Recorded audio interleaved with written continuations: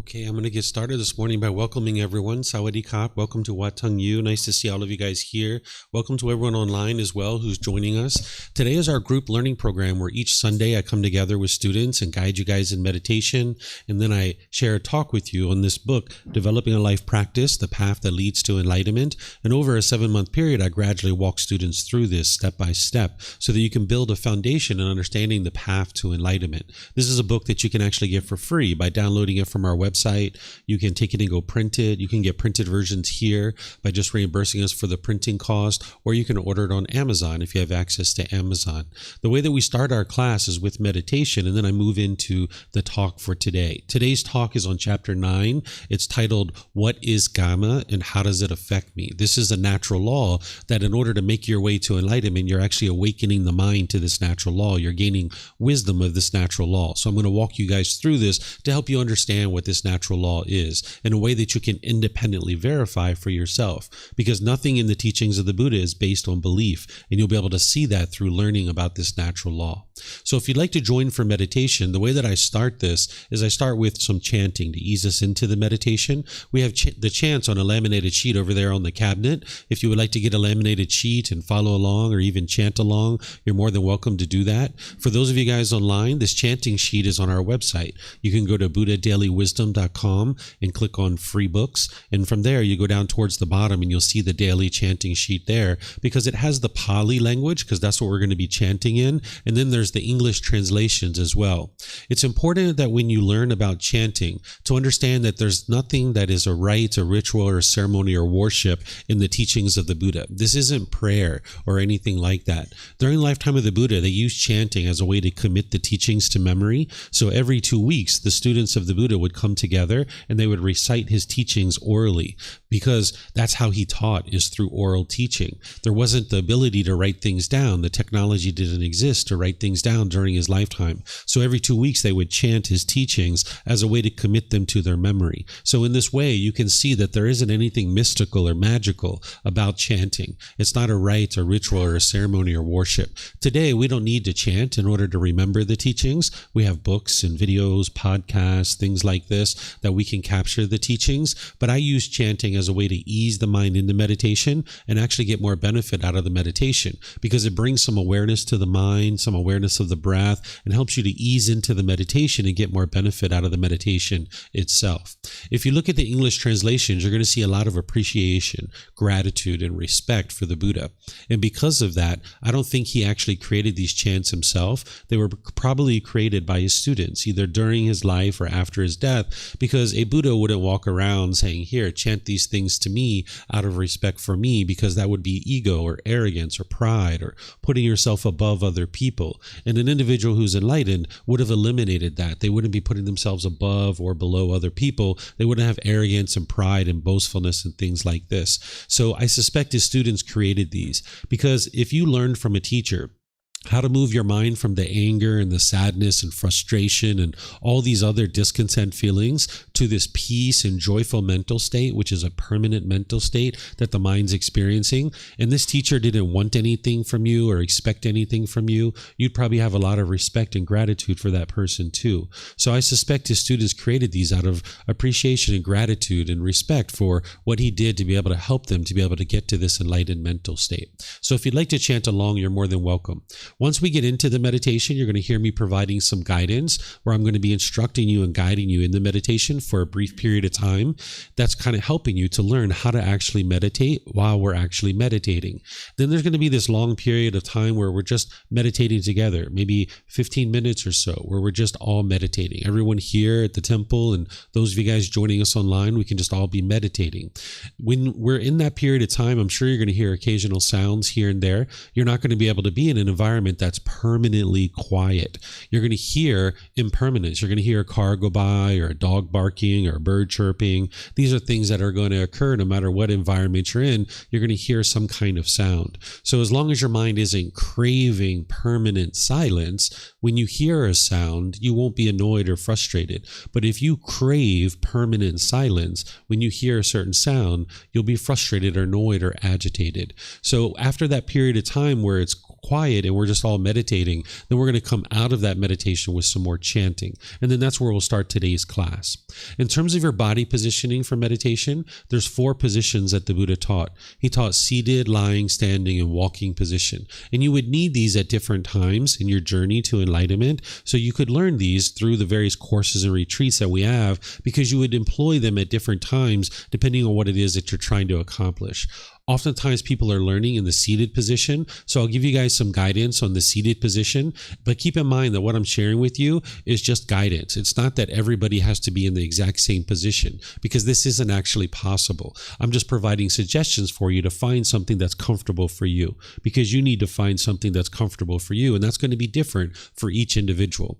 If you're on the floor, you might be sitting with some cushions under your rear. This is going to kind of soften your seat, and then you'd like to just lightly bring your legs together, perhaps in the cross-leg position. And by doing so, that allows the circulation of the lower body to flow. Then some people like to put their legs off the mat. This is an option as well. This helps to get the hips up in the air, and it lessens the angle at the hips, the knees, and the ankles, and it allows the circulation to flow. So you might give that a try. But you can really sit however you like with your legs. There isn't just one way to do that. The Buddha put his right hand over his left with his thumbs together, and he put this into his lap. But again, it's not about everyone doing it the same way. If this works for you and you find it comfortable, wonderful. But if not, there's some other options here as well. Some people like to put their palms on their thighs or their knees. Some people put their palms up. Some people rest their hands comfortably in their lap. So you can find whatever's comfortable with their hands and the arms. And this goes the same for anybody who's in a chair or maybe on a sofa or a bench or in a wheelchair. You can also sit however you're comfortable. Some people like to put their feet flat on the floor or lightly cross at the ankles. But you can see me, I'm here in a chair with my legs crossed. So this is an option for you as well. And then the same thing with the hands and arms. You can just put those wherever you're comfortable. It's helpful if the upper body is erect. By having the sternum up and the shoulders back, it keeps the mind attentive and alert during your meditation. Whereas if you were slouched, the mind would have a tendency to be dull or lethargic. But if you were real rigid with the upper body, your mind could be overactive or uptight. So you'd like the upper body to be in the middle with the sternum up and the shoulders back. Not only will it keep the mind attentive and alert during the meditation, so you can actively train the mind, but it will also help you to breathe in through the nose and out through the nose. Meditation is a dedicated, active, purposeful training session where you're eliminating certain unwholesome qualities from the mind and you're cultivating certain wholesome qualities in the mind. So you need the mind to be attentive and alert during this. And that's why having the sternum up and shoulders back keeps the mind attentive and alert so that you can actively train the mind. So again, I'm going to ease us into meditation with some chanting, which you guys are welcome to join along in. And then afterwards, I'm going to come back in with the guidance to help you guys during the meditation.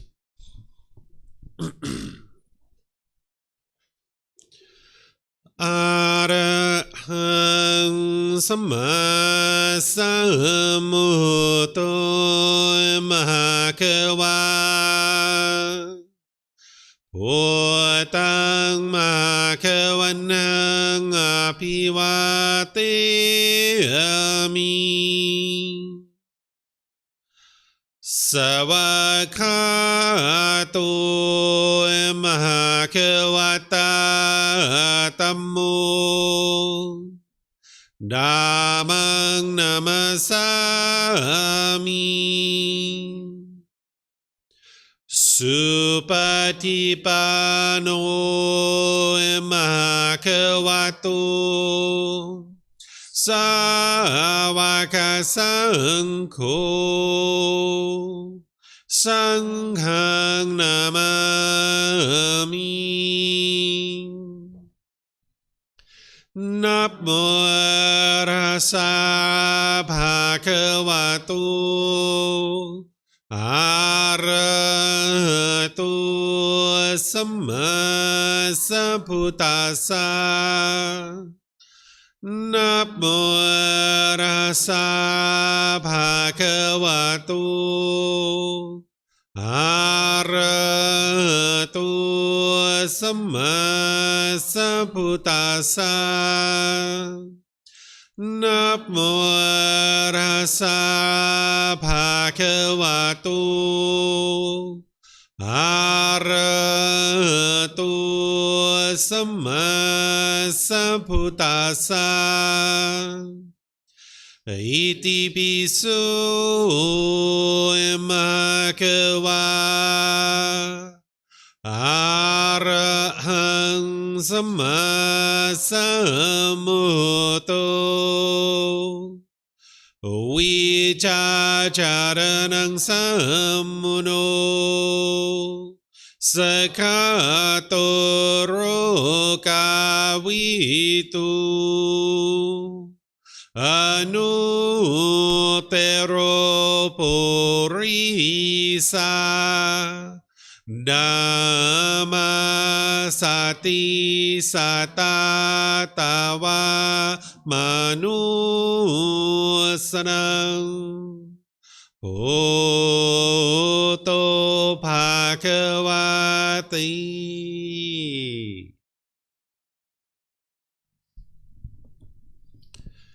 Okay, with the lower body and hands and arms comfortable, and the upper body erect, just close the eyes and start breathing in through the nose and out through the nose. Here you're just looking to establish the breath, a nice, natural, steady, consistent breath. Not forced or controlled, just a gradual inhale through the nose,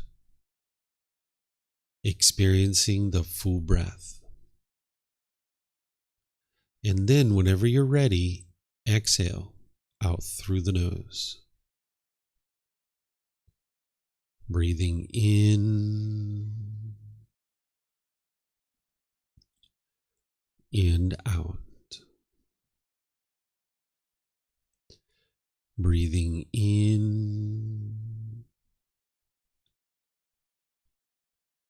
and out.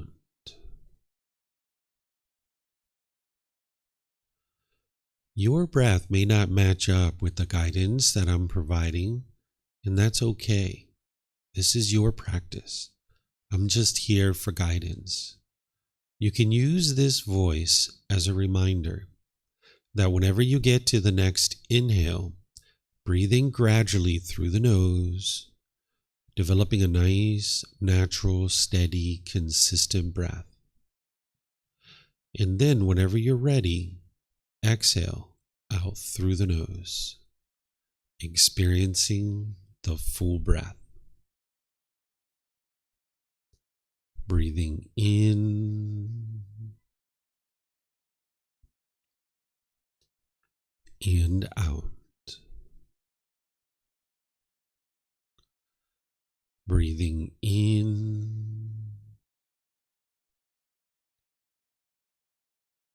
and out.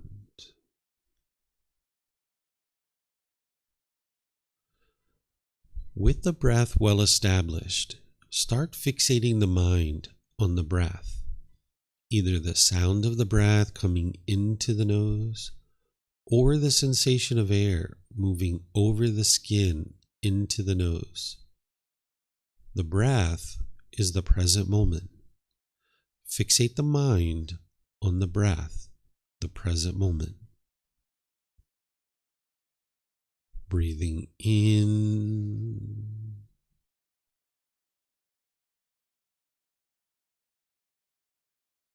and out.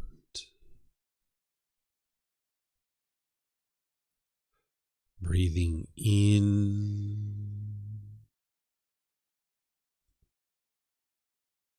and out.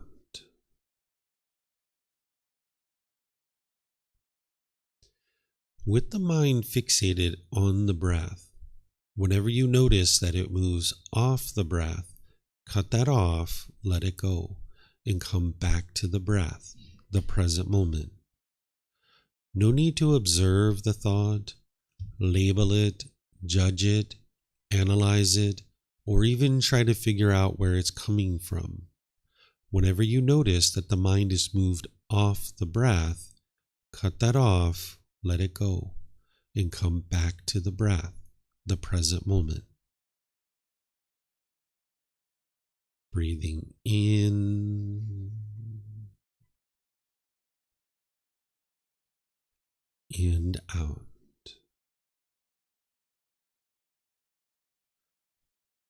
Breathing in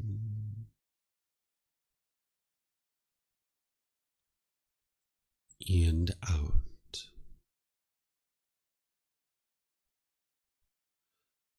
I'm going to be quiet now and let you do this work of focusing on the breath, cutting off and letting go anytime the mind moves off the breath. You have nowhere to go. There's nothing to do. No one needs you right now. This is your time to focus on the breath. Breathing in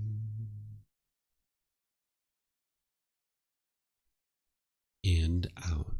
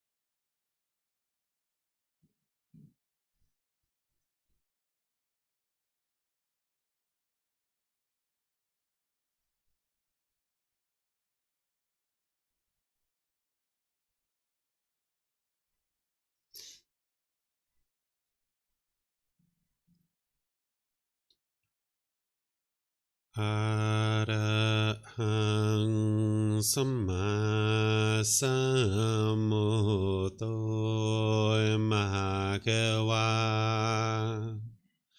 โหตังมหาเขวันหังอภิวาเตมิสวากขาโตมหาเขวตาธัมโมธัมมังนามัสสามิสุปฏิปันโนมหาเขวโตสาวกสังโฆสังฆังนามามินะโมตัสสะภะคะวะโตอะระหะโตสัมมาสัมพุทธัสสะ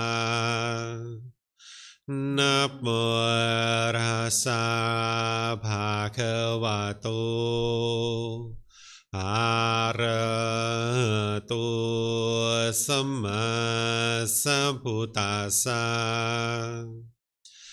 นะโมตัสสะภะคะวะโต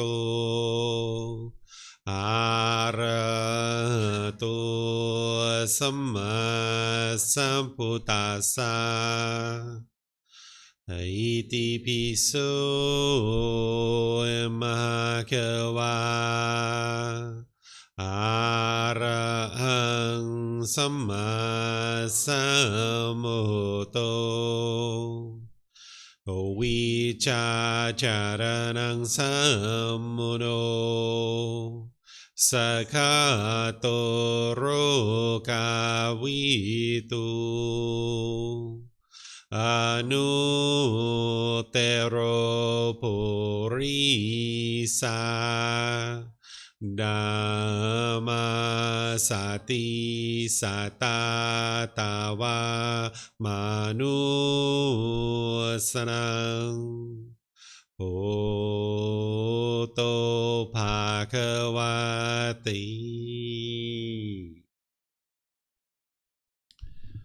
Okay, if you guys would like to slowly make your way out of meditation. Once again, welcome to everyone. Welcome to Wat Tung. Nice to see everyone here this morning. Welcome to everyone who's joining us online. Anyone who's joined us since we started meditating, welcome to all of you guys. For some of you guys, this might be your first time here at the temple, so I'm going to share a few things with you to get started that's just going to help you feel even more comfortable here at the temple. That in the back of the room, we have 2 bathrooms. Feel free to get up and use those at any point. Poon's showing you where it is. The first one right there. Hey, Poon. That's the first bathroom. There's a second one back there as well. Feel free to get up and use the restroom at any time. There's even restrooms outside. If you go out to the parking lot, you'll see signs that'll take you around to the main temple bathrooms, and you feel free to use those at any time. We even have water and refreshments and snacks over here that's provided by our students that you're welcome to help yourself to at any time. Feel free to get up and share with that or use that as you like. Feel free to make yourself comfortable however you like. So as I was mentioning, today what I'm going to be doing is sharing with you the topic of what is Kamma and how does it affect me. This is an important topic, as are all the teachings of the Buddha, in order to help you make your way to enlightenment. What enlightenment is where the mind is peaceful, calm, serene, and content with joy. By the time you get to enlightenment, you're no longer experiencing any discontent feelings. All the anger, sadness, frustration, irritation, annoyance, guilt, shame, fear, stress, anxiety, loneliness, boredom, shyness, resentment, jealousy, all these feelings in others are completely eliminated from the mind. There's not even the slightest displeasure in the enlightened mind. You'll notice that the mind's focused, it's concentrated, you'll have clarity of mind and deep memory. You'll notice that your personal and professional relationships are really blossoming because you won't have bitterness and harshness and hostility in your relationships anymore. You won't even have a bad mood, that the causes and conditions that are producing these kinds of things have been uprooted and eliminated from the mind. there's certain pollutions that are in the mind that are hindering it from being able to experience this enlightened mental qualities. And when you uproot these pollutions out of the mind, this is where you're going to notice that focus, concentration, clarity, and deep memory, and all these other qualities starting to be experienced in the mind. And this comes through training your mind. There is no belief in the teachings of the Buddha.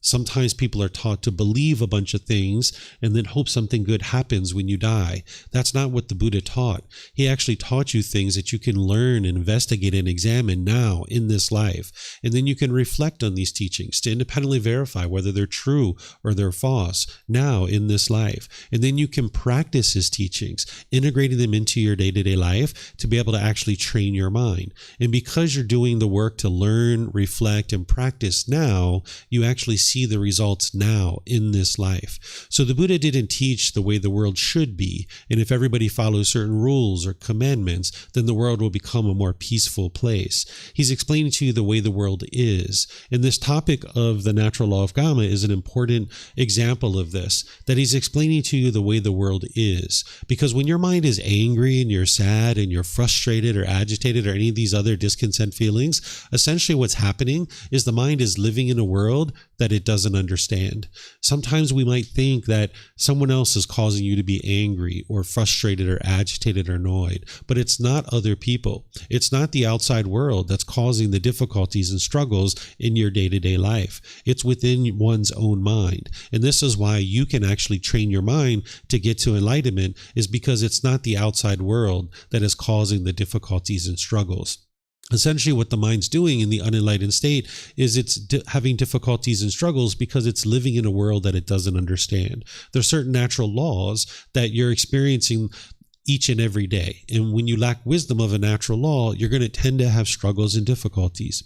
If you think back to when we were all children, we lacked wisdom of the natural law of gravity, and we struggled. We had difficulties. We fell down, we bumped our elbows, we bumped our head, we broke our toys. We had all kinds of difficulties with this natural law of gravity. But slowly but surely, we gained wisdom of this natural law of gravity. And as we did, we started making wiser decisions that produced more wholesome results for us. We started tying our shoes a bit tighter. We started looking at the surface of the sidewalk when we were walking. We stopped being so giddy and bouncing around like an excited kid all the time. We started making wiser decisions as it relates to this natural law of gravity. And then that's where we started experiencing more and more wholesome results. And now at the point where we can climb ladders, we can ride bicycles, we can ride motorbikes, we can get on airplanes and fly all over the world because we've awoken to this natural law of gravity. What it means to awake is it means to cultivate wisdom. When you cultivate wisdom about a natural law, you're going to tend to navigate the world more peacefully. So for example, I have this glass of water behind me. I take this glass of water and I've been putting it behind me ever since I've been teaching here. I don't put it in front of me, not because it's a rule or a commandment or not because anybody told me to do that.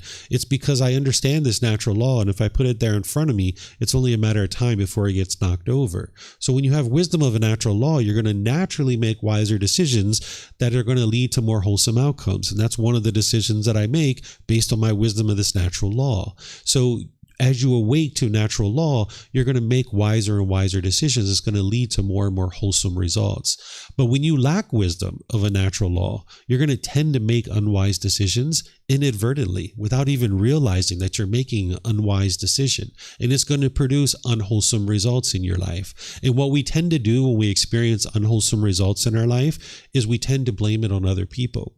We, because of our own ego that's in the unenlightened mind, this arrogance, this pride, thinking that we're so great, when we experience unwholesome results, you might blame it on other people around you. And if this is what you're currently doing, that's just where you are right now. But you can understand that what you're experiencing in life is a result of decisions that you're making. When you make decisions wisely or unwisely, it's going to produce either wholesome results or wholesome Kamma, or it's going to produce unwholesome results or unwholesome Kamma. Sometimes what people have resigned themselves to think is that what they're experiencing in life is either good luck or bad luck, or maybe destiny or fate, or what you're experiencing is the result of somebody else. Or some people even think that there's a being God that's controlling everything that we're experiencing in our day-to-day life, and that's why we're experiencing these things, and we're experiencing certain punishments and rewards. But what you can come to understand is that this natural law of Kamma is what's actually being experienced, that when you make decisions wisely or unwisely, you're going to experience either wholesome or unwholesome results. Now, this word Kamma is oftentimes used as karma. You might have heard this. This is a more popular way of referring to this because that's a Sanskrit language. But the original teachings of the Buddha are in the Pali language. So people who study the original teachings of the Buddha will tend to use the Pali word of Kamma. Now, if this translated to just one English word, I would just use that English word. But it doesn't translate to just one English word, so I still need to use this Pali word of Kamma. But I'm going to explain to you what this is, and I'm going to demystify it for you. And as we go through our class today, you're going to be able to understand this natural law and ask any and all questions that you like and get clarification. If you would like to ask questions, we have microphones here in the white bowl in front of the camera. All you need to do is come get a microphone, or we can pass them around so that you guys can press the gray button. You'll see the lights come on, and then you hold it up to your chin, and we'll be able to hear you here at the temple, and they'll be able to hear you online. If you speak here without a microphone, they won't be able to hear you online. And if you get a microphone, you can just keep it with you because you might have more than one question, or someone around you might have a question, and you can just share the microphone with the people around you. For those of you guys that are online, if you guys would like to ask questions, you can put that into Facebook, YouTube, or Zoom in the comment section. I'll be able to see that and I'll answer your question for you. Or in Zoom, you can electronically raise your hand and unmute your microphone, and we'll be able to hear you here at the temple, and they'll also be able to hear you throughout the live stream. So if somebody resigns themselves to thinking that what they're experiencing is good luck or bad luck or destiny or fate, or if it's God that's controlling what you experience, or if it's other people that are controlling what you experience, you have no ability to change anything in your life. You're locked in. Right? This is a deflating way to look at life, that basically you're locked in because it's good luck or bad luck or destiny or fate, or it's other people that are causing things in your life, and you can't control what other people choose to do. And if it's this being God that's controlling what you experience, again, you're locked in. You can't change anything about your life. But what you can see about the natural law of Kamma is that everything you're experiencing is a result of your decisions. And you can see this real simply right here before we even get into this topic. Ask yourself, who picked where you sit right now? Who chose the location where you sit? Who chose the hairstyle that you have? Who chose the clothes that you're wearing? Who chose the job or occupation that you have? If you ate breakfast this morning, who chose what you ate for breakfast, right? These are choices and decisions that you're making, and you're experiencing the results of those decisions. And as you awaken to what I'm going to share with you is the 4 types of Kamma, you can actually get to a point where you extinguish all your unwholesome Kamma, and by the time you get to enlightenment, you're only experiencing wholesome Kamma or wholesome results. Right now, you're probably experiencing a good mixture of both wholesome Kamma and some unwholesome Kamma. But by the time you get to enlightenment, you'll only be experiencing wholesome Kamma coming back to you. And as I mentioned, as we go, you guys are welcome to ask any and all questions that you like. So this is chapter 9 in our book, Developing a Life Practice, The Path That Leads to Enlightenment. It's titled, What is Kamma and How Does It Affect Me? So just to talk basically about what Kamma is this is a natural law that exists and is functioning at all times, whether you're aware of this natural law or not. Everything that the Buddha taught in one way or another is based on this natural law. It comes back to this cause and effect, or this action and result that the Buddha is teaching you.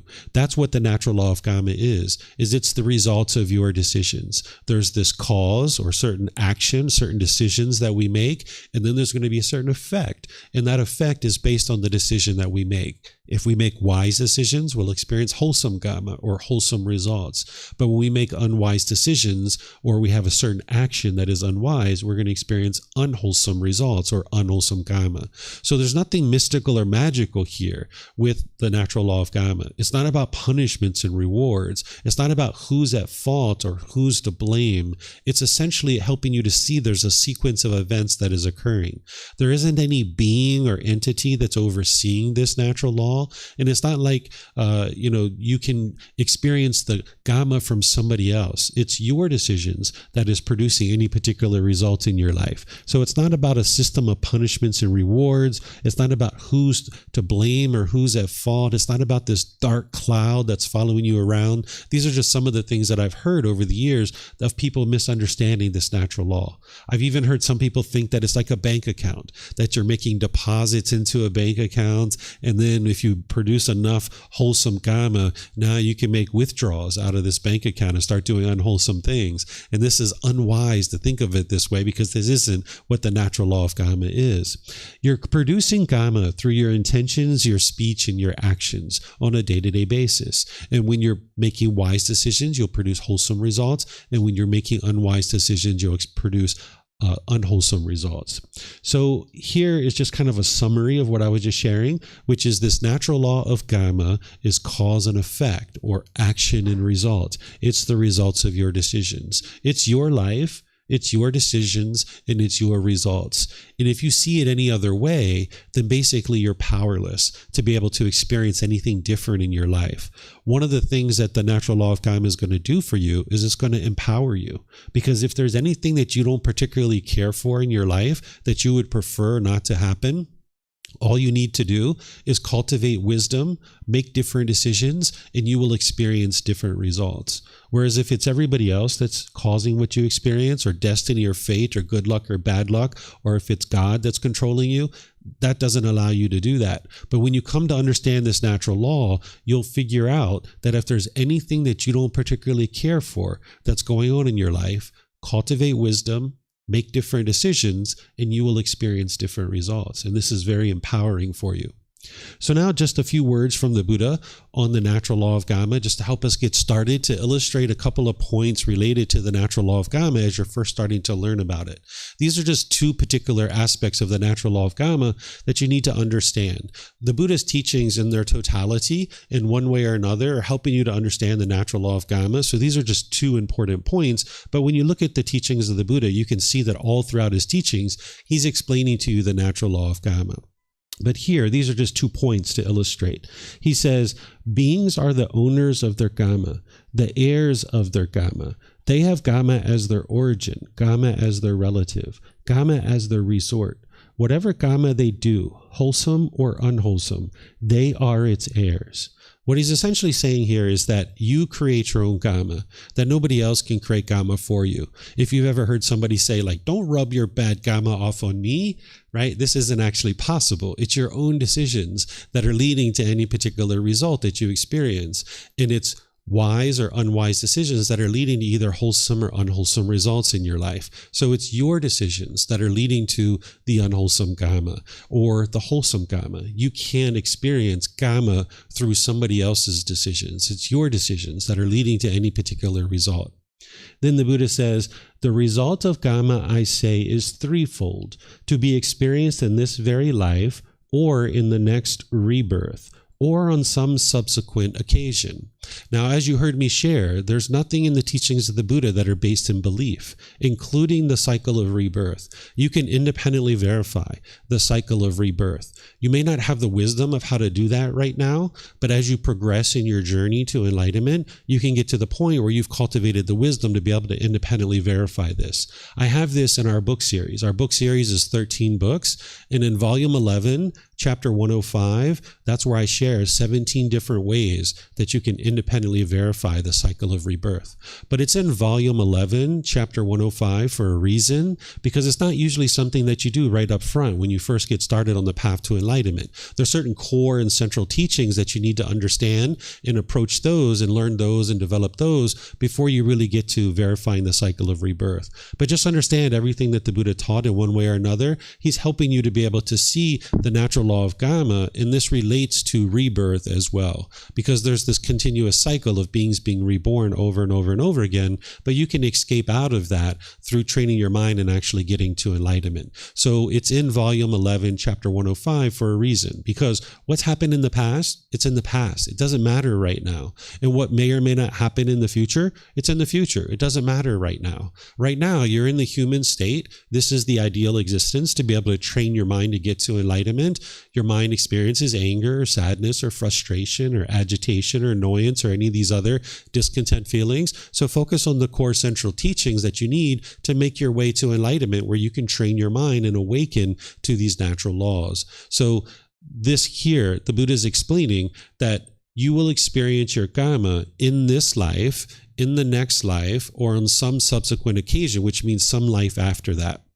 The goal would be to get to enlightenment in this life and escape out of this cycle of rebirth, so that you're not continuing to experience over and over and over again certain grief and sorrow and despair. And of course, life is quite wonderful. And the more you get to enlightenment, life's going to be more and more enjoyable. Being in the unenlightened state, it can feel quite miserable, and there can be a lot of sorrow and grief and misery during this period of time. But getting to enlightenment, you won't experience that any longer. So getting to enlightenment is to extinguish all your unwholesome Kamma through training of your mind and getting to a point where you're only making wise decisions. But if you make wise or unwise decisions, you will experience the results of that. You can't run and hide. That's what the Buddha is basically saying here, is that whatever decisions you make, you are the one who's making those decisions, and you're experiencing that Kamma, and you're going to experience that Kamma either in this life, the next life, or some future life. You can't run and hide from it. So when you come to this understanding that what you're experiencing in life is based on your decisions, and you can't run and hide from the decisions that you make, the next thing that a wise individual might consider is, well, let me understand this natural law of Kamma as closely as I can, so that I can now extinguish all my unwholesome Kamma. So I'm going to teach you the 4 different types of Kamma and give you examples of what these are, so that you can independently verify what I'm sharing with you is true. And then I'm going to teach you how to extinguish all your unwholesome Kamma. So there's 4 types of Kamma. There's wholesome Kamma and unwholesome Kamma. There is old Kamma and there's new Kamma. What wholesome Kamma is any decisions that you make that are harmless. When you're not causing harm to others, you're going to be producing wholesome Kamma. When you're making decisions that are harmful to other beings, this is going to produce unwholesome Kamma. You're going to experience the unwholesome results coming back to you. So you can't cause somebody else to be angry or frustrated or irritated or annoyed. It's only one's own mind that's causing that. So when you get angry or frustrated or agitated, it's from within your own mind that this is being experienced. And it's the same thing for other people too. When other people around you are getting angry or frustrated or agitated, it's their own mind that's causing that. They don't realize it because of their lack of wisdom, but it is their own mind. So you can't cause someone else to be discontent, but you can cause them harm. Causing someone harm would be to cause harm to their material possessions, causing harm to their physical body, like physically injuring them, or causing harm to someone's reputation. These are all ways that you can actually cause harm or injury to another person. So when you're making decisions that are harmless, now you're not causing harm to any other beings. This is going to produce wholesome results or wholesome Kamma. And when you're making harmful decisions, when you're causing harm to someone physically, their material objects, their reputation, things like this, this is now going to produce unwholesome results or unwholesome Kamma for you. Then we've got old Kamma and new Kamma. What old Kamma is any decisions that you've made in the past that you're experiencing the results of now, in the present moment. This is old Kamma. And then what new Kamma is any decisions you're making now in the present moment that you're going to experience the results of in the future. So I'll give you an example here. Say that I filled out a tax form 3 years ago, and I lied on this tax form, and I told a falsehood, and I was reporting my income to the government, and they discovered my lie 3 years later. And now when they discover my lies 3 years later, they send me a notice in the mail, and it says, you owe us $1,000 from that situation. You owe us $1,000 interest, and you owe us $1,000 penalty. You now owe us $3,000. This is my unwholesome kamma. Because of a decision I made 3 years ago, I'm now experiencing this old unwholesome kamma coming back to me. But now in the present moment, I have decisions to make. And whatever decision that I make in the present moment, I'm now going to be producing new kamma. And it's either going to be wholesome or unwholesome. It's up to my decision making of what I choose to produce here. Now, if I didn't understand these teachings and I thought I could run and hide from this, I might rip up this letter and throw it away, right? Or I might call up the government or write them a letter and be nasty and bitter and harsh and aggressive and hostile. And now in the present moment, I am producing new kamma that is unwholesome. But if you understand these teachings and you realize that that would be unwise, then you know that you need to extinguish this unwholesome kamma, this old unwholesome kamma that's coming back to you. You need to extinguish it by producing new kamma in the present moment that is wholesome. So what I would choose to do in this situation is probably call up the government or write them a nice letter and apologize for this error and this mistake. And I would accept full responsibility for it. And I would be polite, kind, friendly, and respectful to them. And I would say, hey, I really would like to pay you guys for this, but I don't have $3,000. And maybe I'm being so polite and so kind and so friendly that they say, you know what? We're going to drop off the interest. We're going to drop off the penalty. You only owe us $1,000. And I'm going to say, you know what? I don't even have $1,000. I'm so sorry. Is there something we can do here? And they're going to say, oh, they're going to be probably thinking that, oh, this person's polite, they're kind, they're friendly. Let's work out a payment plan. Can you do a payment plan? Oh, sure. Let's do a payment plan. What can we do? Right. And now we can work this out, and I can extinguish this old unwholesome kamma by creating new kamma that is wholesome in the present moment. So this is wholesome kamma and unwholesome kamma. Harmless decisions produces wholesome kamma, and harmful decisions produce unwholesome kamma. And then we've got old kamma and we've got new kamma. Old kamma is any decisions you made in the past that you're experiencing the results of now in the present moment. And any decisions that you're making now in the present moment is going to produce new kamma for the future. Now, there's a topic that I taught last week that some of you guys have learned. It's called the 3 poisons, or the 3 unwholesome roots, or the 3 fires. There's 3 things in your mind that are actually motivating the mind to harm other beings, and it's producing unwholesome kamma for you. This is called craving, anger, and ignorance. These are the words of the Buddha here, where he's explaining to you how you create unwholesome kamma.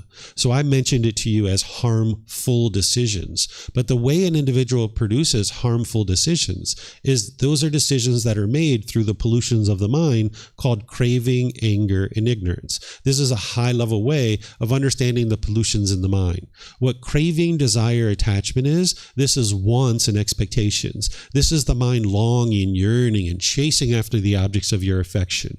It's like the mind thinks that the next new shiny object waiting around the corner is going to provide lasting satisfaction. So the mind chases it and chases it and chases it and chases it. And the mind thinks if I can just get what I want, everything will be perfect. And if the mind does get what it wants based on its cravings, desires, attachments, you get these pleasant feelings like happiness, excitement, elation, thrill, exhilaration, euphoria. But if you don't get your cravings, desires, attachments, your longing, yearning, if it doesn't get fulfilled, you'll get angry, you'll get frustrated, you'll get agitated or annoyed. And the mind is craving permanence. And you can look at your own life and you can independently verify this, that it's not other people causing you to be angry or frustrated. You can take a recent situation where you've been frustrated or angry and irritated, and you can see that there was something you wanted. And if you would have gotten what you wanted, you would have been happy or excited. But because you didn't get what you wanted, you experienced the anger or frustration or agitation or annoyment. This is coming from the craving, the longing, the yearning. The mind is essentially having a selfish desire. It wants things to be self-satisfying. So with those cravings in the mind, whenever you're making decisions through that selfish desires, it's going to produce harmful decisions. And now it's going to produce unwholesome kamma in your life. This is the unwholesome results of having made decisions through our craving, our longing, our yearning, wanting things to be a certain way. And again, if the mind gets what it wants, it gets happy. And if it doesn't get what it wants, it gets those painful feelings like anger, sadness, and frustration. So now when this anger is arising, which you guys have all experienced at different times in your life, when that anger is arising, now the mind falsely thinks that this anger is being caused by something external. And now when you experience that, you might push this person away, or you might push the situation away. You might have pushed family members away, or friends, or coworkers. The mind thinks if I can push this away, then everything will be better in my life and it'll solve the problem. But you can see that that didn't actually solve the problem, because you still get annoyed, you still get frustrated, you still get agitated. If this person was the actual cause of your anger and your frustration, when you push them away, you wouldn't get angry or frustrated any longer. But you can see when you push people away, or you push a situation away, it hasn't solved your problem. This is why you keep getting annoyed and frustrated over and over, because it's actually the craving, the desire, the longing, the yearning within one's own mind that is causing these feelings to arise. So when the mind is experiencing these cravings, if it gets what it wants, it gets those pleasant feelings. If it doesn't get what it wants, it gets the painful feelings. And now when that painful feelings are arising and the mind gets angry, it becomes unskillful. And now you might push people away. This is called aversion. You might be bitter, harsh, and hostile to people through your intentions, your speech, and your actions. It's almost like an animal growling and roaring at another animal. It's like, "Rrr." You might be trying to fear this other person into doing things your way. And in this situation, you'll produce unwholesome kamma, because this individual will choose to leave out of your life potentially, or they'll be bitter, harsh, and hostile right back to you. This is your kamma coming back to you. So being bitter, harsh, and hostile to people through your intentions, speech, and actions is producing unwholesome kamma. It's not solving your problem.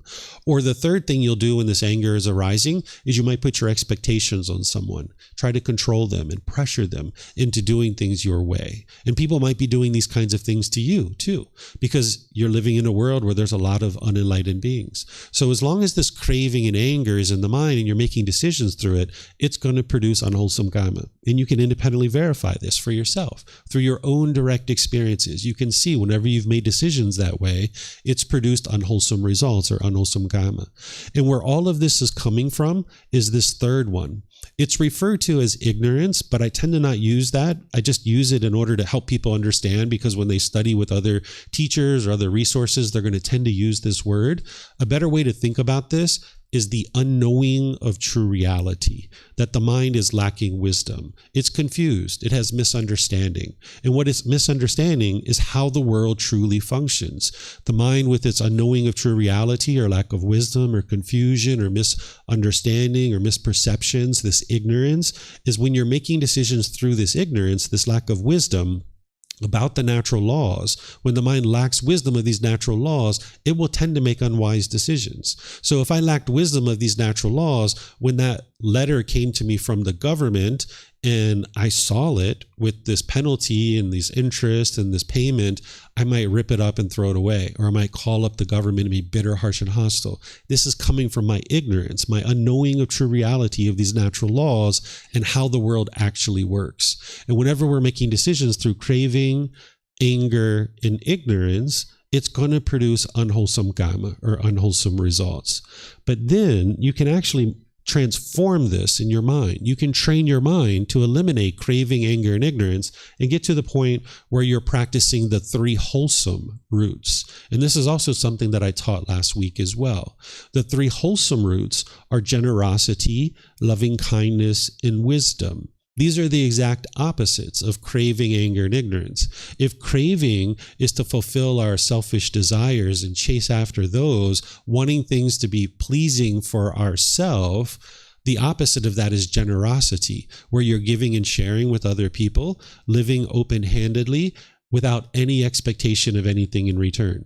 Sharing your time, your effort, your energy, and your resources without any expectation of anything in return. That's the exact opposite. And it's training your mind to let go and not chase after things with selfish desires. The exact opposite of the anger, the bitterness, the hostility, the resentment, that is loving kindness. Loving kindness is a genuine interest in seeing all beings be well. This is unconditional love, where you just love people as they are. You're not judging them. You're not measuring and comparing them. You're not wanting anything from them. You're not expecting anything from them. You just love them as they are. Understanding that you're going to disagree with people sometimes, and that's okay. You're going to disagree with their choices and decisions that they make, but you can still love the person. Right? You don't have to agree with everything that everybody does. That's the mind craving permanence. So loving kindness is this genuine interest in seeing all beings be well. And then the opposite of ignorance, or the unknowing of true reality, is to practice wisdom. What wisdom is where you know something to be true with 100% certainty, that you've actually independently verified something. And that's where the teachings of the Buddha come in, that you're not believing his teachings. Because with belief, you don't know what's true and you don't know what's false. You're just believing it because somebody either convinced you to believe it, or you convinced yourself to believe it. But that's not what the teachings of the Buddha are, and that's not what's going to lead to your enlightenment. In order to get to enlightenment, you need to awaken to the wisdom of the natural laws, being able to independently verify for yourself the truth. So when you get to wisdom, it means that you've learned something, you've investigated it, and you've examined it. You've then reflected on this. You've independently verified whether it's true or it's false. And then you've practiced it. You've integrated this particular teaching into your life, and you can see that it actually works. And now you know the truth. And now you have wisdom about how the world functions and about how your mind functions. So whenever you're gaining wisdom and you're operating through the wisdom of these natural laws, and there's many natural laws that the Buddha taught, as you're learning about all these natural laws and you're functioning through that more and more, this is where you're going to be experiencing wholesome Kamma. So when you're making decisions through generosity, loving kindness, and wisdom, this is what's going to produce the wholesome Kamma in your life. And these are harmless decisions. Okay, so I'm going to pause here before I move on, opening up to any questions that you guys have about anything that I shared. Remember, here at the temple, you guys can use the microphones here if you guys would like to ask a question. If you're online and you'd like to ask a question, you can put that into Facebook, YouTube, or Zoom, or you can raise your hand electronically in Zoom and ask any and all questions that you like. So yeah, we have some microphones here. Feel free to take them back.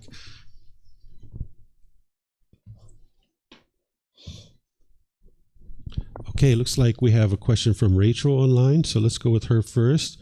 Go ahead, Rachel. You have to unmute. There you go. Okay, good morning, David. Good morning, Team Wat Tung. So I can definitely independently verify the cause and effect karma that I can see just from my own experiences. What I struggle with is understanding mass events of tragedy like what is happening in Myanmar or the fires recently in America. I just don't understand how karma and those things work. Sure. So the way to think about Kamma, as I mentioned, is this cause and effect, or action and result, this sequence of events, right? So if I've chosen, let's use the wildfires, right? So if I've chosen to live in an area where it's known to have wildfires, because this is a well-known thing, if I've chosen to live in that area, I'm experiencing this wildfire based on my choices. It's not punishments and rewards. It's a choice that I made. It's a sequence of events, because I could have chose to live somewhere else in the world, but I've chosen to live in this particular place. And now, because of the wildfires that are known to exist in that part of the world, I'm now experiencing that. And it not only happens with wildfires, but you can see it with tornadoes and hurricanes. You can see that people living close to the coast and things like this, they're experiencing the results of these decisions. And we know that there's hurricanes that come into this area regularly, but yet someone might be choosing out of their own decision making to live in that area. And now they're experiencing the results of this, not as a punishment or anything like that, but just as a sequence of events. Yes, sir.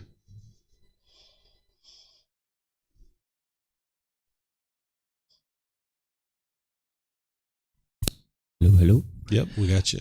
Okay.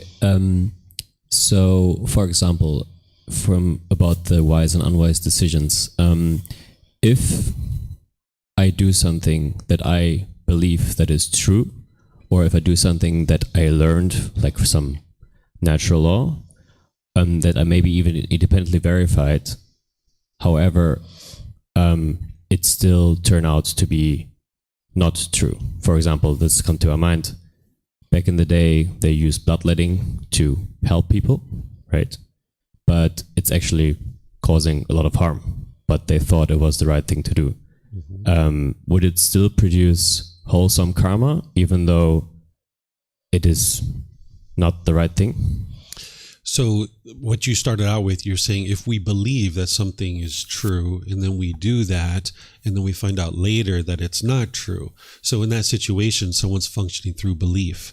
They're not functioning through wisdom, right? There's this craving, there's this anger, there's this ignorance, this unknowing of true reality that's producing the unwholesome result. So we could talk about this related to your example too, Rachel, is that if I have a craving to live in a certain area where there's wildfires, or I have a craving to live by the coast of a certain country, now that craving is going to produce unwholesome karma because I'm craving and I'm clinging. Same thing with this example is that if there's this unknowing of true reality, this lack of wisdom about bloodletting, and now someone was just believing this, with belief you don't know what's true or false, so you're operating through that ignorance, and it's going to produce these unwholesome results or unwholesome karma.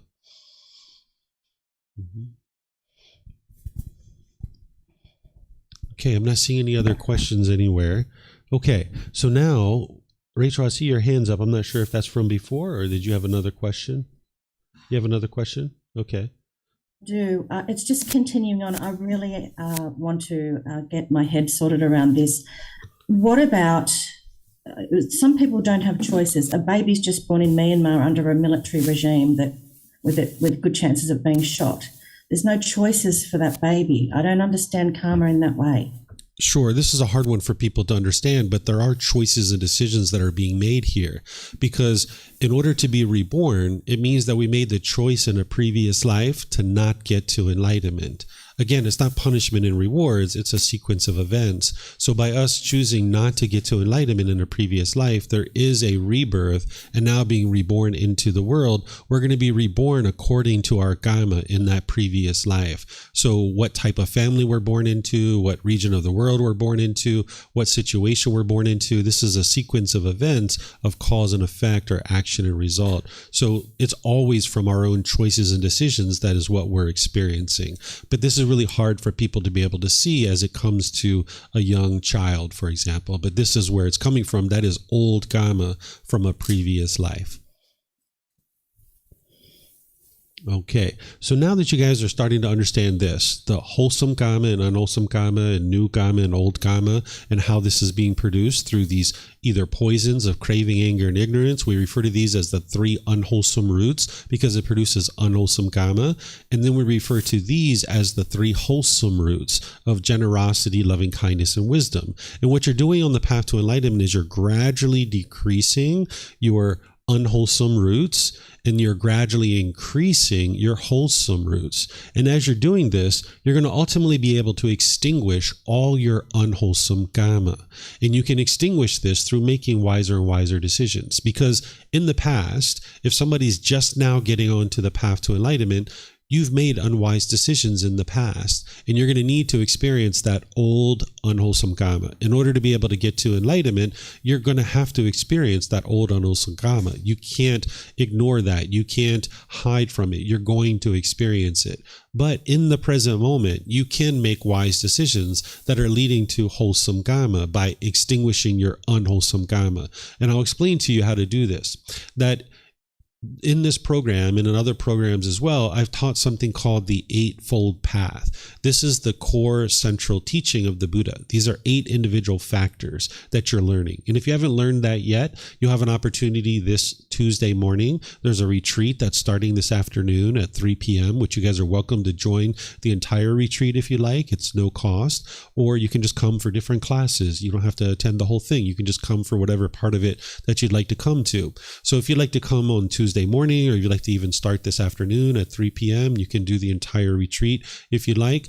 That this Eightfold Path is a core central teaching of the Buddha, where it's 8 individual factors that is teaching you these natural laws and helping you to understand how to train your own mind. It's teaching you wise decision making based on this natural law. And you can actually independently verify each aspect of this eightfold path. And as you're practicing this eightfold path, you're making wiser and wiser decisions. And as you're producing these wiser and wiser decisions, you're going to see improvements to the condition of your mind and the condition of your life through making decisions through the eightfold path. And now, by making those wiser and wiser decisions, you're producing more and more wholesome kamma. And this is what's going to flush out your unwholesome kamma and actually extinguish it. Let me give you an analogy, and then I'll give you some examples from my life. If you think about our life, we can think about it like a garden hose. That what we've been doing because of our craving, anger, and ignorance, and the way that the mind is in the unenlightened state, it's like putting mud into this garden hose. And all throughout your life, you've been putting a certain amount of mud into this garden hose. You've been making certain unwise decisions. You've been producing unwholesome kamma, and you've been putting mud into this garden hose. Well, if somebody's deciding that they're going to get on the path to enlightenment and they're looking to extinguish this unwholesome kamma, it's like taking that garden hose and hooking it up to the faucet. And if you open up the faucet, and maybe you're coming to the temple once a month, maybe you're meditating once a week, okay, you've got like a little drip going through this impacted garden hose with all this mud. You're not going to be able to clean that out in this lifetime, in that kind of frequency. But if you're coming to the temple regularly, if you're reading books, if you're consulting with a teacher, you're developing a daily meditation practice, it's like opening up the faucet of that hose. And now you've got all this water that's starting to flush through the garden hose. And as this is occurring, it's going to spit mud for a while because we've put mud in the garden hose. It's going to spit mud. We got to experience that unwholesome kamma that we produced. So now it's going to spit mud for a while. It's going to be mud, mud, mud, mud. But if we keep putting clean water into this garden hose, eventually we're going to get some clean water. But then we're going to get some more mud and some more mud and some more mud and some more mud. Then we're going to get clean water and clean water and clean water. But here comes some mud. Oh, clean water, clean water, clean water, clean water. Now we're going to get some mud. So over time, as we get more and more clean water going through this garden hose, eventually it's going to completely flush out and we have nothing but clean water coming out of this garden hose. So that's what one needs to be able to do in order to extinguish their old unwholesome kamma. That we put mud in our garden hose, so we're going to need to experience that. So here's an example for you. Now, when I grew up in a pretty hostile and bitter environment. This is what I learned growing up, that through my parents and the adults around me, there was a lot of bitterness and harshness and hostility. Maybe some of you even grew up in that kind of environment. So as I was growing up, that's how my mind adopted that kind of thinking. And I learned early in life to be bitter and harsh and hostile. And of course, I was polite and respectful to a certain degree in some situations, but in other situations, I was bitter and harsh and hostile. And this is what I did growing up. And then eventually I met the person who I'm now married with, that we've been together for 17, 18 years.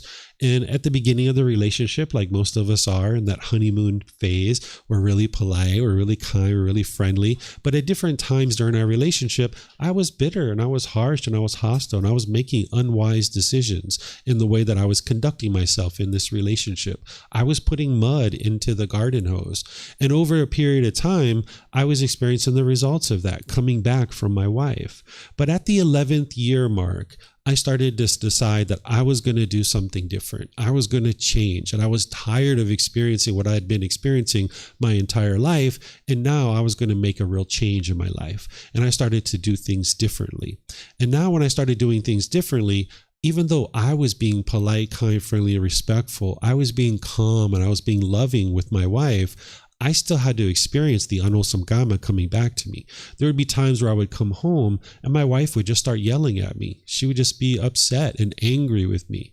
And this was my old unwholesome kamma coming back to me, because she wasn't like that when I first met her. She learned that from me because I put that out. I put out that bitterness and hostility and resentment, and that's what was coming back to me. So even though I had decided to make this change, I had to experience this unwholesome kamma coming back to me. So for about a year and a half, my wife was still being this way with me, even though I was being loving and kind in every situation from that point forward. So there were times where we'd be talking and she would just blow up and I would just sit there sometimes. oftentimes what I would do is I would get up and walk away, and I would show her like, hey, I'm not going to listen to this, and I'm not going to be bitter and harsh and hostile back to you. I'm just going to get up and walk away. That's the best thing to actually do. But in other situations, I would just sit there and listen to her, and I would listen to her and I'd listen to her, and she'd yell at me. She's like, you're such a terrible husband. Da, da, da, da. I'm like, yep, you're right. I was. I surely was. You're 100% right. But I'm not doing that anymore. Right. And then she would kind of like think about that for a second. She's like, yeah, he's not. So then after she would be yelling and hollering at me for a while, I would say, thank you, dear. And I would wire, and then I'd walk away. Right. So slowly but surely, she could see that her husband was doing something different. Where in the past, if she picked up the rubber ball of anger and she would throw it around the room, I would pick up the rubber ball of anger and I would throw it around the room, and she'd pick it up and throw it around the room, and I'd pick it up and throw it around the room. And next thing you know, we got all these rubber balls bouncing around the room. You guys have probably been in these kind of conversations before. Well, I started doing something different at the 11th year mark, right? When she would pick up the rubber ball anger and throw it around the room, I would watch it roll to the corner and lose its energy. I wouldn't give it any energy. And because I wasn't giving it any energy, I could extinguish it. And over a 1.5 year time frame, I fully extinguished my unwholesome karma with my wife. So now for the last 5 years or so, there's been nothing but politeness, kindness, and respect in both directions. We don't always agree on everything, but now we sit down and talk and we have discussions. Where before, it was like a fight to death. Right? You might have been in those kinds of conversations before where I'm right, and it's like, no, I'm right. And you're fighting back and forth, and it's like a fight to death. Where now it's like, okay, this is just impermanence, that we have a different view, we have a different opinion.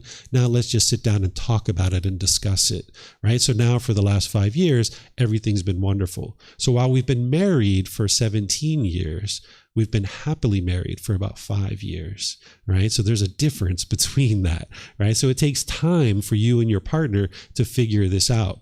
But then I had to extinguish more of my unwholesome karma, because I started noticing that my son at the age of 6 was starting to talk bitter and harsh and hostile to his mom.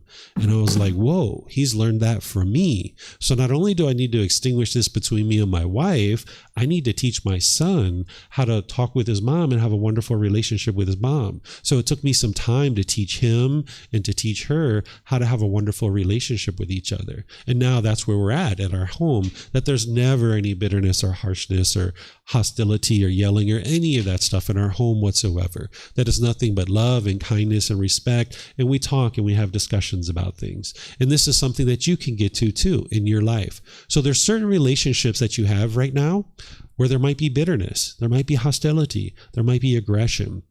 And you're not really committed to the relationship. And maybe the other person isn't either. And maybe that's a relationship that you need to just let go of and move on from. That if you continue to hold on to it, it's just going to be a lot of bitterness and anger that's going to continue.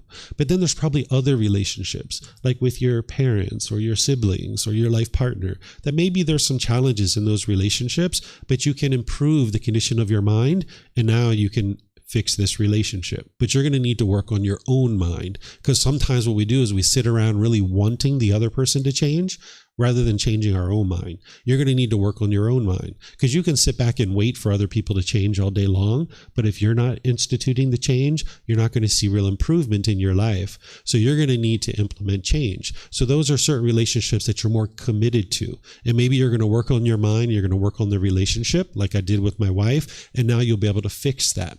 But then there's a third category of relationships that are brand new people that you've never even met yet. And you're only ever going to be generous, you're going to be loving and kind, and you're going to be functioning through wisdom. And now you'll only have wholesome results in those relationships. And this is how you clean up your life, that there are certain relationships that you just move on from. You don't have to go to the person and download all the reasons why you can't be their friend or why you need to step away from the relationship. Just gradually move on. Just start putting more and more space between you and the contact between this person. And now that it gradually allows your mind to move on, and it gradually allows their mind to move on. Your goal isn't to go out into the world and teach other people why you can't be friends with them, right? That's not going to produce wholesome results for you. That's the craving, the anger, and the ignorance that's going to produce unwholesome results. So you can let go of these relationships and slowly just move on. But then there's other relationships that you're going to work on your own mind, you're going to work on the relationship, and then there's new relationships that you'll only ever be loving and kind in. And this is how you can clean up all your relationships and get to the point where all your relationships are harmonious. Because an enlightened being doesn't have bitterness and harshness and hostility within their own mind, and they also don't have that in the relationships that they have around them. They don't have bitterness and harshness and hostility around them. It's loving and kind and warm and gentle and compassionate and friendly and respectful when you're around an enlightened being. So do you guys have any questions on extinguishing or eliminating your unwholesome karma and how you would do this? Of course, some of you guys haven't learned the Eightfold Path, so you don't fully understand what I'm talking about here, but you can learn that because I teach it in classes. It's in the books. It's in the audiobooks. It's been recorded many times on our YouTube channel, on our podcast, and things like this. So do you guys have any questions on extinguishing your unwholesome karma by producing only wholesome karma, by making wiser and wiser decisions? You're gradually bringing down your craving, anger, and ignorance, and you're gradually increasing your generosity, loving kindness, and wisdom. And as you start functioning through that more and more, then you'll be able to function in the world peacefully. And it's meditation that's helping you do that, but there's other teachings that you need too besides just meditation. No questions? Okay, let me see. All right, I don't see any online either. Okay, so one last thing about this topic of Kamma as an introduction. There's plenty more for you guys to learn about the natural law of Kamma, but just one more thing, and then we'll kind of wrap up for today, is sometimes when people hear me teach about Kamma, they hear me teaching it, they hear me discussing it, and they hear that I share that you can't run and hide from your Kamma. And someone might raise their hand and say, hold on, David, what about that person whose bloody footprint was at the murder scene? They had blood all over their car.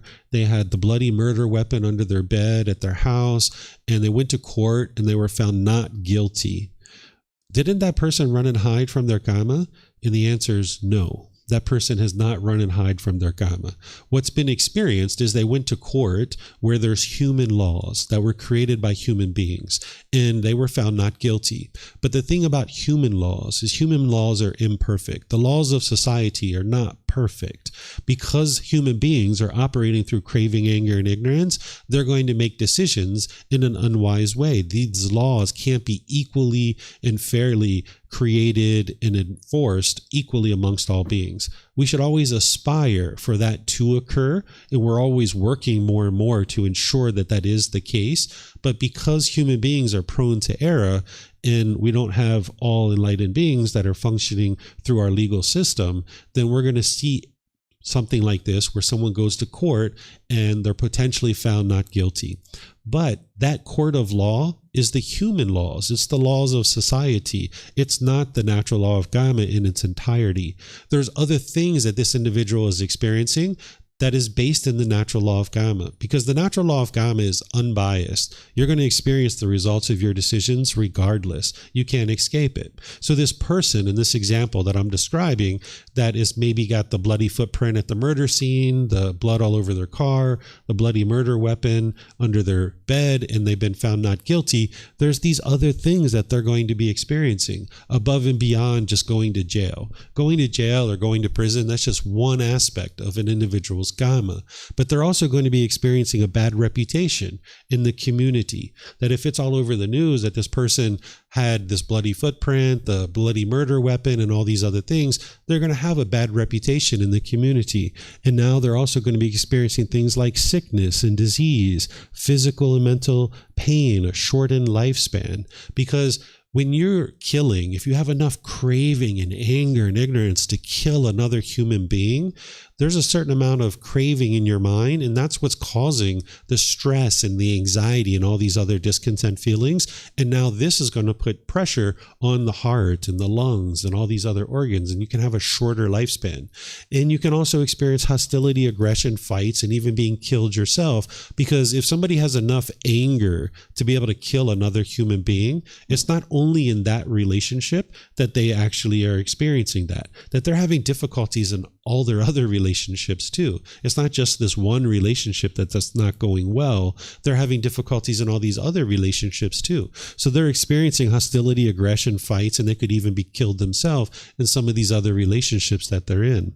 They can experience a loss of income and wealth because they need to go to court and defend themselves. They have to spend an enormous amount of money to be able to defend themselves on a murder charge. And then there's certain people that aren't interested in giving them a job in order to be able to actually make money because of this news that's been in the news. So they're going to have difficulties in relationships, difficulty securing and progressing in employment. They're going to have difficulty securing housing, acquiring the basic necessities to sustain their life. This is all the natural law of Kamma that individual cannot run and hide from. And then even discontentedness and rebirth itself. An individual who kills oftentimes has a certain amount of guilt or shame or fear within their own mind, and now they're walking around with that for the rest of their life. So this is all the natural law of Kamma that they're experiencing. So an individual can't run and hide from the natural law of Kamma. That an individual might go to court and be found not guilty, or they might even be found guilty and they're not actually even guilty. I'll give you an example of that. Let's just say that I was in a gang as a teenager and I grew up and I was selling drugs on the street. Say I was even doing some murdering and killing people. Maybe I was stealing some things, but let's just say I got out of the gang and say I've been out of the gang for 2 or 3 years, right? But now let's just say there's some incident, someone got murdered. And now because I kind of hang out with these people, maybe now I got wrapped up into it. I didn't even do the murder, but I go to court and I'm found guilty for this particular murder, even though I didn't do it. There was all these other murders that I did that I never got caught for, and that I was selling drugs and stealing, and I never got caught for any of that stuff. But now, 2 or 3 years later, I get wrapped up into this, even though I got away from the gang. So we can experience these kinds of things as a result of our decisions. This is what the natural law of Kamma is. It's always going to be functioning regardless. So the human laws are imperfect because they're administered and created and enforced by actual human beings, and we're prone to error. But this natural law of Kamma, it's not produced by a particular being or entity. It's the results of our decisions. It's a sequence of events, cause and effect, or action and result. And this is the natural law that you're awakening to as part of the path to enlightenment. Because when you're experiencing certain unwholesome things in your life, you might be confused of why you're experiencing this. But if there's anything that you're experiencing in life that you're confused about why it's happening, you can talk to someone who understands the natural law of Kamma, and we can show you the decisions that you're making that's leading to that particular result. Or say you're about to make a very impactful decision. This is where you can come and talk to somebody like me, and you can talk through all the variables of what you're experiencing, and then we can give you advice and guidance. We don't tell you how you should or you shouldn't make a certain decision. We would say, well, if you make a decision this way, here's what you're going to experience. And if you make a decision this way, here's what you're going to experience. And then it's up to you to decide what you would like to do. And by having that wisdom in your own life based on specific situations, this is how you slowly cultivate the wisdom about this natural law. Because I can introduce it to you in a general sense like this, but when you're applying it to your specific day-to-day life, that's where you're actually cultivating more and more wisdom about it. And now when you bring that wisdom on board, you'll be able to actually make wiser and wiser decisions throughout your day-to-day life. So part of learning this natural law is experiencing it and being able to see the actual results of it. So guys, do you have any questions on anything that I've been sharing here? Remember, if you guys could use the microphones or online, you can put that into Facebook, YouTube, or Zoom, or you can raise your hand in Zoom and ask any questions that you like. Any questions? Yes. You have a microphone back there? Okay, great.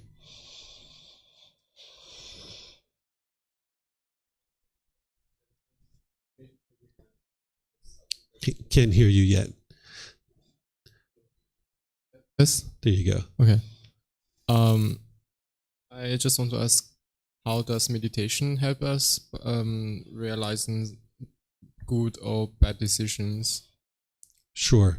So meditation, the meditation we did this morning, is the absolute highest quality of wholesome Kamma that you can produce. The reason why is because what this meditation is designed to do is it's designed to cultivate the wholesome qualities of mindfulness or awareness of mind and concentration, because you need awareness of mind in order to make wise decisions in the world. Whereas if your mind is polluted and you're not aware of what's going on in your own mind, you will haphazardly go through life making a bunch of decisions that's going to produce unwholesome results because they're unwise decisions. So by having mindfulness or awareness of mind and having concentration where you can focus and have clarity of mind, that's going to help you to produce more and more wholesome decisions, more and more wise decisions. And then what you're doing when your mind's moving off your breath and you're cutting that off and letting it go and you're bringing the mind back to the breath, this is training your mind to eliminate craving, desire, attachment, that unwholesome root that is producing the unwholesome kamma. So the craving is the longing, the yearning, the chasing after the objects of your affection. So when your mind is moving off your breath and you're cutting that off and letting it go, it's restraining your mind. It's teaching you how to restrain your mind. So now when you're at work and you have this overwhelming urge, this craving to punch your boss in the face, you're like, that would be unwise. Let me restrain my mind here. You can cut that off. You're like, no, don't do that. That's unwise. Don't punch that person in the face. This is going to produce unwholesome results for me. So if you train your mind with the breathing mindfulness meditation each day, 2 or 3 times a day for 30 minutes or more, gradually building up to that, you'll over time get the ability to control your mind, where you can restrain your mind. But if you're not training your mind with that meditation, you wouldn't be able to produce those wholesome qualities of mindfulness and concentration, as well as being able to restrain the mind. So the goal of that meditation isn't to eliminate your thoughts. Sometimes people think that's the case. The actual goal of that meditation is to notice your thoughts sooner and sooner. That's your mindfulness or awareness of mind and your concentration, and to be able to more easily cut them off easier and easier in your day-to-day meditation. So that now in your day-to-day life, when you're noticing the anger coming up, which again is an unwholesome quality, you can cut that off and let it go. And then there's another meditation. The Buddha taught a total of 4. The other meditation, which is the second most highest quality of kamma that you can produce, is called loving kindness meditation. That's helping you to get rid of your anger, your hatred, and your ill will, and arising this loving kindness, this genuine interest in seeing all beings be well. So the first meditation is reducing that unwholesome quality of craving. And just by reducing and eliminating your unwholesome quality of craving, that's automatically going to produce less anger in your mind. But then you've got this meditation of loving kindness that is coming in and essentially rewiring your mind to be more loving and kind in your day-to-day life through your intentions, your speech, and your actions. And there's other tools and techniques that you would need besides just meditation to completely transform the mind. But since you asked about meditation and how that contributes to the production of wholesome kamma, this is how. Because you're gradually decreasing the craving, anger, and ignorance through training your mind in meditation, and you're gradually increasing your generosity, loving kindness, and wisdom. And it's mainly the loving kindness and the craving and the anger that you're working with meditation. The generosity you're practicing in your day-to-day life through giving and sharing with the people around you. And this is what's going to help you to train your mind to let go. So this is how meditation will help you, is it's gradually decreasing your unwholesome roots and gradually increasing your wholesome roots. Okay, looks like we have a question coming in on Zoom. Let me see, this is one in the comment section. So here, Mark is asking, if one has pretty instantaneous kamma, is this an indicator that most of the individual's previous kamma has been resolved? In some cases, yes, and in other cases, no. If you're starting to see kamma coming back to you really, really quick, this can be an indication that you've extinguished a fair amount of unwholesome kamma in the past, but not always. It really just depends on what the situation is. But we can talk about this, Mark, because you've been in touch with me many different times. If you'd like to share specific examples, we can talk about that, but it's not true in all situations, what you're describing, but it can be an indicator of that in some situations. Okay. All right, I'm not seeing, Steve, you have a question? Yep.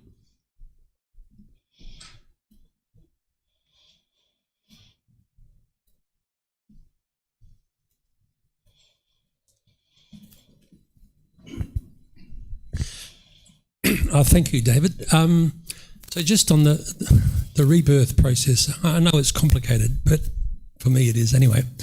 So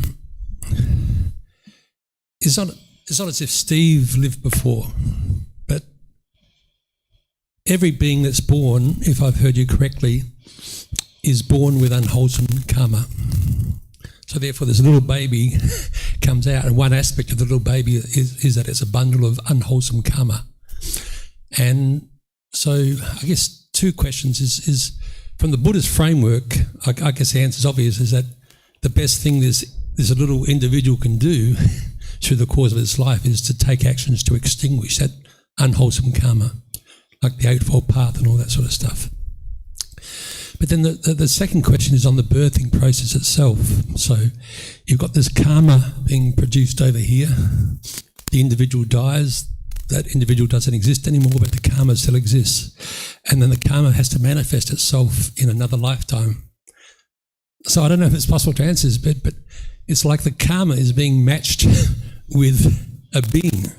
Like Steve manifested itself to deal with this bundle of karma, or Kathy, or people. So, so the second question is the karma being matched with a being, and what is that being that's producing this manifestation in this realm as an individual with unwholesome karma to be extinguished? Sure.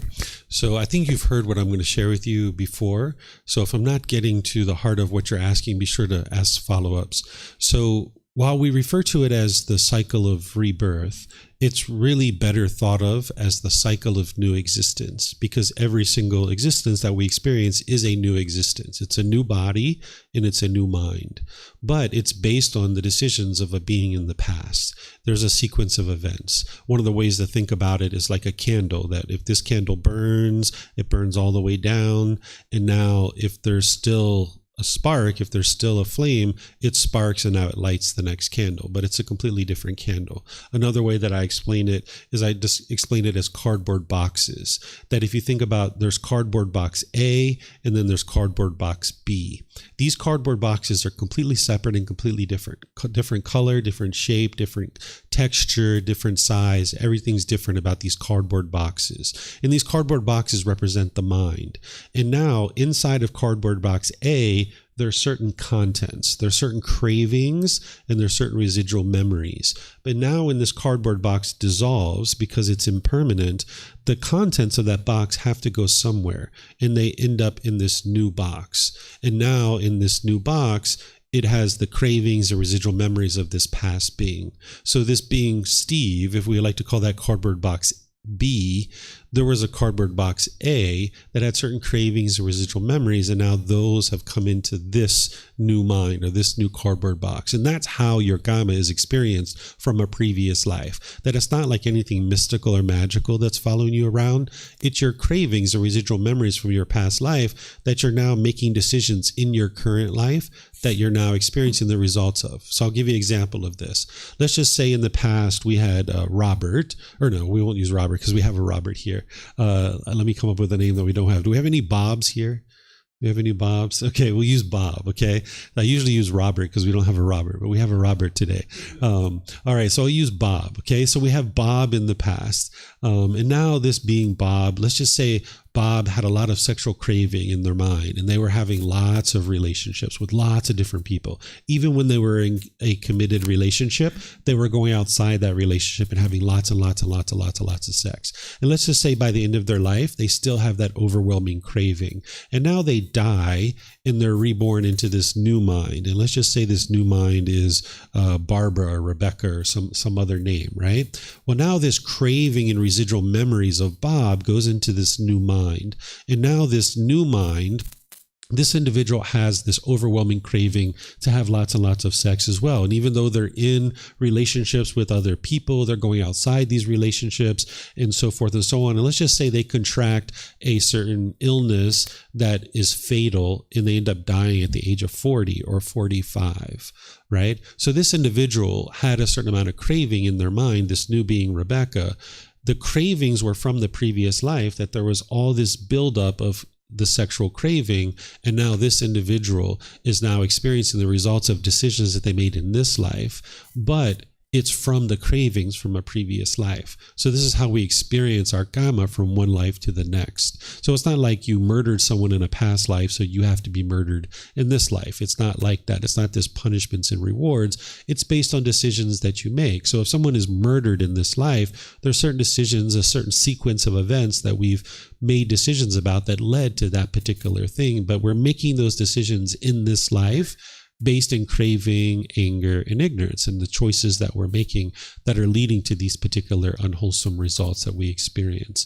So this is how we experience it from one life to the next. So you're correct that in being reborn into this world, there is a certain amount of unwholesome kamma that we have in order to be reborn into the world.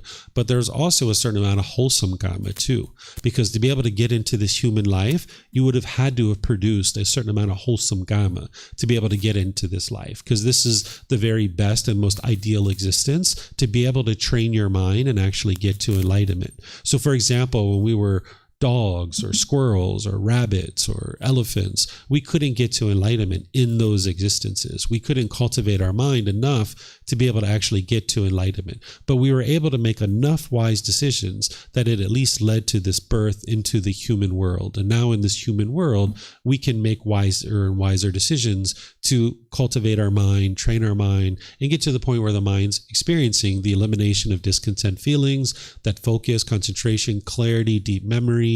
Personal and professional relationships can be blossoming, where you're not being bitter and harsh and hostile anymore, and you can have harmonious relationships with everyone around you. And that comes through training of the mind and the cultivation of wisdom.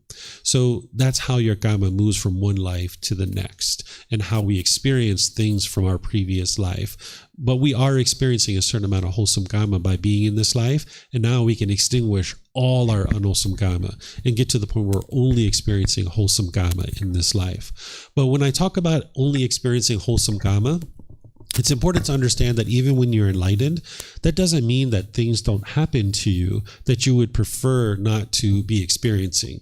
But by the time you get to enlightenment, your mind is fully protected. So I'll give you some examples. Like during the lifetime of the Buddha, he was walking down the street one time, and there was this individual who was a murderer, and everybody knew this person was a murderer. In fact, he would cut off the fingers of his victims, and he was wearing this necklace of all these people's fingers, and he had killed 999 people during his lifetime. And people warned the Buddha, and he said, hey, if you go down that street, that murderer is down there, he's looking for somebody to kill. And the Buddha, he knows that he's not causing any harm, he's not going to experience any unwholesome results, and he's going to walk down this street. So he decides that he's going to continue to walk down this street. Well, this murderer ends up seeing the Buddha walking, and he starts chasing after the Buddha with a sword, and he's yelling and screaming and hollering at the Buddha, and he's saying, stop, stop. And the Buddha just keeps on walking, and he's yelling and he says, stop, stop, stop. And the Buddha just keeps on walking, and the murderer keeps yelling, stop, stop, stop. So finally the Buddha does stop his walking, and he turns around and he says, I have stopped. It's you that hasn't stopped. I've stopped killing. I stopped stealing. I stopped sexual misconduct. I stopped falsehoods and telling lies. And I stopped taking intoxicants that cause heedlessness, substances that cause heedlessness. I have stopped. It's you that hasn't stopped. And this was a real big shock to this individual. And this individual ultimately decides to become a student of the Buddha and learns and develops his mind. And ultimately, during his lifetime, he actually gets to enlightenment. So this is a great story because it shows you that even when you're enlightened, you're going to experience these kinds of certain things that are going to be happening, but you'll know how to deal with them in a way that doesn't produce any particular unwholesome results in your life. So like the other day, I was on my way home from the temple, and I was on my motorbike, and I switched lanes into another lane, and the person behind me really didn't want me there. And they started honking and honking and honking. They were riding up on my tail and honking and honking. I wasn't scared. I wasn't fearful. I know I wasn't doing anything wrong. And I just kept on driving. And they pulled up alongside of me, and they were honking and honking. They ran down their window. They were gesturing out the window. And I just took my hand off the accelerator, just kind of slowed down and let them go, right? So you will experience these kinds of things, but your mind will be fully protected and you won't be experiencing any sadness or anger or frustration or fear or anything like this. So it doesn't mean that if you're enlightened, you're going to walk through the world and everybody's going to do things in the way that you want them to do it, because you're still experiencing impermanence, right? There's going to be people who are polite, kind, friendly, respectful to you, but then there's going to be some people who are impolite, unkind, unfriendly, and disrespectful. So extinguishing your unwholesome karma doesn't mean that you're never going to experience something like this. It just means that when you experience that, your mind's fully protected and no harm came to me. There was no physical harm to my body. There was no harm to my material possessions. But yeah, this person was quite bitter and quite hostile to me. But I didn't experience any unwholesome results. But there was this thing that occurred, right? So extinguishing your unwholesome karma means that you're not going to experience any harm to your life, right? So these are the things that we're talking about when we say you're not going to experience any unwholesome karma, but you will experience the impermanent nature of the world, which is, in the case of the Buddha, someone was trying to kill him, right? And in other situations, you might experience other things, but your mind will be fully protected and you're not going to experience any harm coming to you. But there will be people that will try to potentially do things that are unwise around you, but you'll be able to make decisions to ensure that no harm comes to you in that situation. Does that answer you? Okay, perfect. Okay. Yes, ma'am. Hi, David. I have one more question about how can we use meditation to improve our, to make our brain more stronger and more peaceful. Because Sure. in my experience, I tried meditation for several times, but for right now, I still cannot feel the help of the meditation to peace, make me more peace. Because when I close my eyes, the thoughts just keep entering into my mind. Seems like stress and anxiety and something like that. Sure. What causes stress and anxiety? Do you know the answer to that question?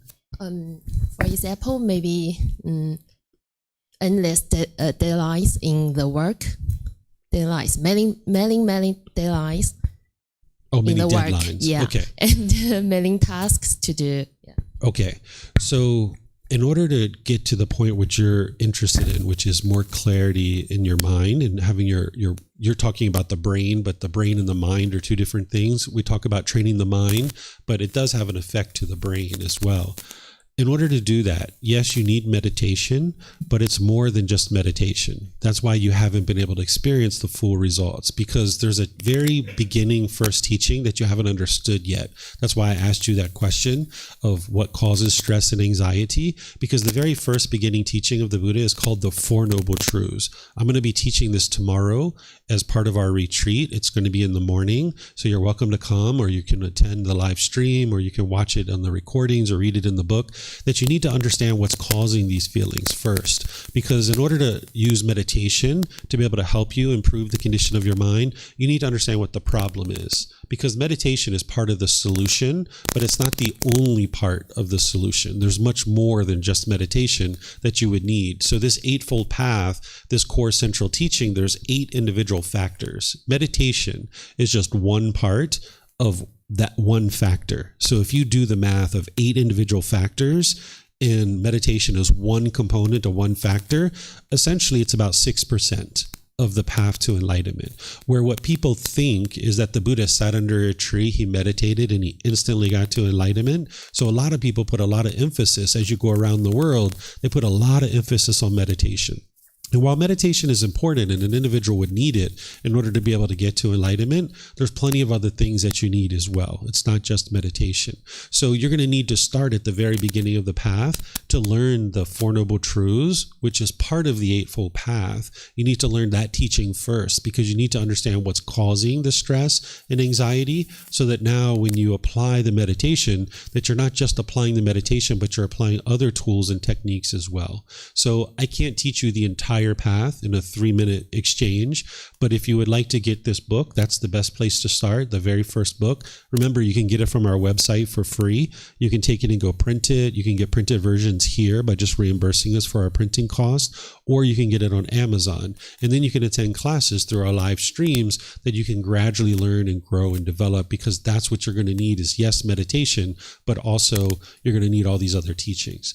And when you're studying the teachings, that you would like to be able to study with the original teachings of the Buddha, the original words of the Buddha, which is actually very rare. And depending on which background you've come from, people are oftentimes surprised to hear that it's so rare for people to study with the original words of the Buddha. So everything that I share is based on his original words. His original teachings are in 45 volumes of books that are this thick. So the average Buddhist doesn't actually study with the original words of the Buddha. I've only ever been to one temple that shares the original words of the Buddha, and I've been to over 200 temples in my life. So that's less than 1%. And what this book series does is it consolidates these teachings into 13 books so that you can more actively get involved with the teachings and be able to learn them. And then we make it available to you for free. So the vast majority of the world that considers themselves Buddhist and that they're studying the teachings of the Buddha, they're not actually using his original words,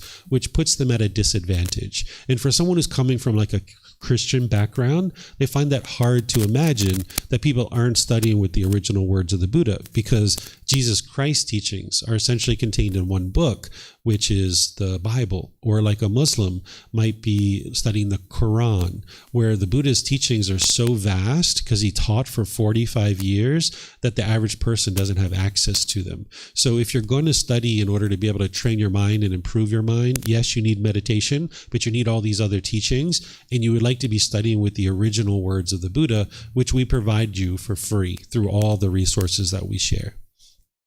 Mm-hmm.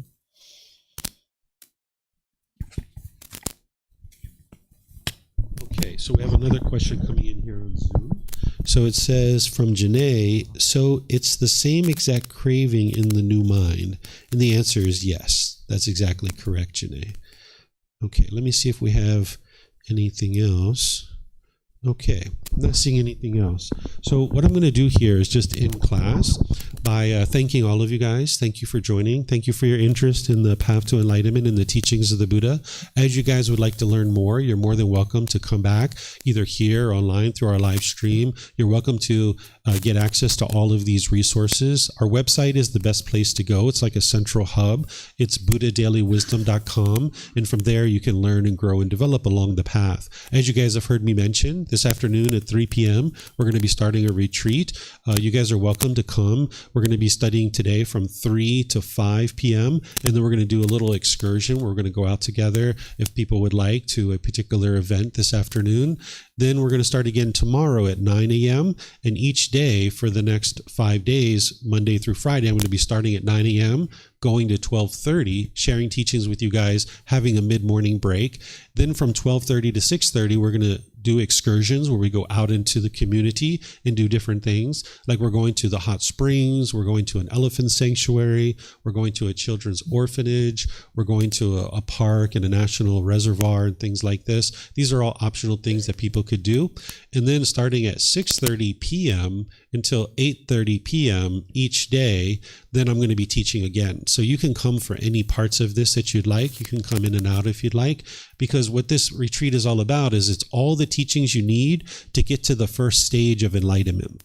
The first 2.5 days is all the foundational teachings, and the last 2.5 days is all the specific teachings that you need to get to the first stage of enlightenment. So if you'd like to learn any part of that, you're welcome to attend here or online. It's available for you at no cost. So you can just show up. There is ability to sign up, but you can also just show up if you like. So whatever you guys decide to do, have a very lovely and wonderful rest of your day. Take care and be well. Sawadee Kap. Sawadee Kap.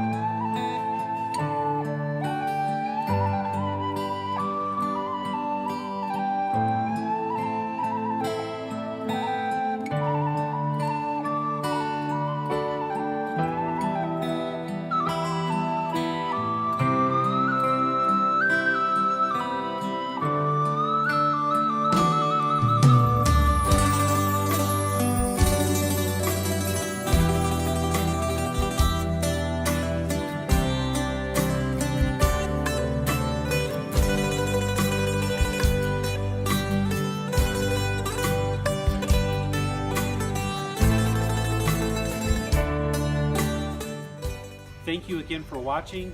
Enjoy your meditation. Look forward to seeing you online and answering any questions that you might have. Thank you so much.